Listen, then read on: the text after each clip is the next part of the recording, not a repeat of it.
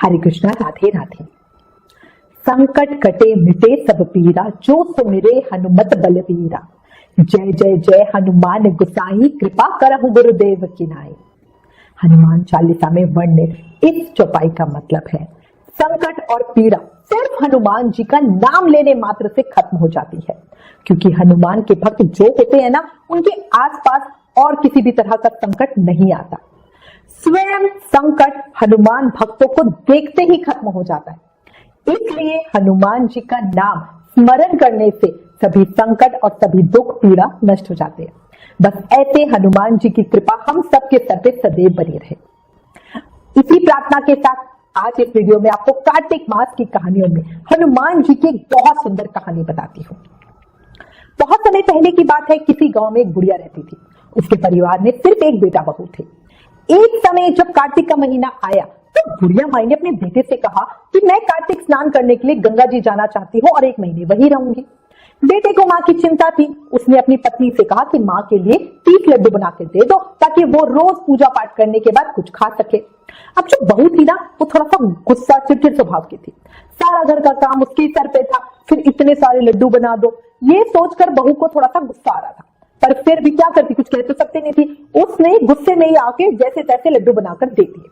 अब बुढ़िया माई हमारी भोली भाली थी, भक्तों को इतनी जल्दी गुस्सा नहीं आता। वो लड्डू लेकर कार्तिक स्नान के लिए घर से निकल गई, गंगा जी के किनारे पहुंची और वहीं किनारे पर एक झोपड़ी बनाकर रहने लगी। अब बुढ़िया माई रोज सवेरे उठकर कार्तिक स्नान करती, पूजा पाठ करती, अपना भजन कीर्तन करती। उसके बाद कुछ खालू सोचकर जैसे ही लड्डू निकालकर खाने के लिए बैठती तो हनुमान जी बंदर के रूप में उसके सामने आ गए। अब बुढ़िया माई ने उन्हें देखकर बड़ी खुशी, क्योंकि उसे भी पता था ये मेरे हनुमान स्वरूप है। वो लड्डू खुशी से उन्होंने उस बंदर को दे दिया। अब ये रोज का नियम हो गया। बुढ़िया माई नहाकर आती, जैसे खाने के लिए बैठती, बंदर उनके सामने आ जाता और बुढ़िया माई बड़े प्रेम से उनको वो लड्डू दे देती। धीरे धीरे इसी तरह करते हुए पूरा महीना बीता और सभी 30 लड्डू हनुमान जी बंदर के रूप में आके खा गए। कार्तिक का महीना समाप्त होने पर बुढ़िया वापस जाने को तैयार हुई तो हनुमान जी साक्षात उनके सामने प्रकट हो गए और उन्होंने बुढ़िया को उस कुटिया की जगह पर एक आलीशान महल बनवा दिया। अब बुढ़िया का पूरा महल धन दौलत से भरा हुआ था। बुढ़िया माई की काया निरोगी हो गई थी। अन्न के भंडार महल पूरा भरा हुआ था। जिसने देखा सुना वो देखता ही रह गया। बुढ़िया माई भी बहुत खुश थी और बड़े धूमधाम से अपने बेटे के पास वापस गई। अब बुढ़िया को इतना धन देख के उसकी बहू को बड़ी जलन हुई। उसने मन ही मन में कहा कि अगले कार्तिक में अपनी माँ को कार्तिक स्नान के लिए भेजूंगी। बुढ़िया माई की खुशी में पूरा साल निकल गया। फिर से कार्तिक का महीना आया। एक बार कार्तिक आने पर उस बुढ़िया माई की बहू ने अपनी माँ को कार्तिक स्नान करने के लिए कहा। पहले तो माँ ने बहुत आनाकानी करी, पर जब धन दौलत मिलने की लालच की बात सुनी ना, तो उसने कार्तिक स्नान का मन बना लिया। अब बहू ने अपनी माँ को पूरे 30 लड्डू, वो भी बहुत सारा मेवा मिष्ठान डालकर बनाकर दिए। खूब धूम से माँ को गंगा जी तक छोड़ने गई। वहां उसकी कुटिया बनवा कर सारा इंतजाम बढ़िया करवा के उसको दिया। अब उसकी माँ वहीं रह गई, बाकी सब वापस आ गए। अब पहले ही दिन उसकी माँ कार्तिक स्नान के लिए गई। जैसे तैसे स्नान किया, क्योंकि पानी बहुत ठंडा था, उसका तो नहाने का मन ही नहीं था। स्नान करके जल्दी से कुटिया में वापस आई, कोई पूजा पाठ कुछ नहीं, और झट से अपना लड्डू खाने के लिए निकाला। तभी वहां पे हनुमान जी बंदर का रूप धर के उसके सामने आके बैठ गए। अब ये देखकर उस जो बहू की माँ थी उसे बड़ा गुस्सा आया और उसने एक पत्थर उठाया और बंदर की तरफ दे मारा। बंदर भाग गया और बोली, इस लड्डू से तो मेरा पेट भरेगा नहीं और तुझे मैं पहले लड्डू दे दूं, चल भाग यहाँ से, लड्डू नहीं है मेरे पास।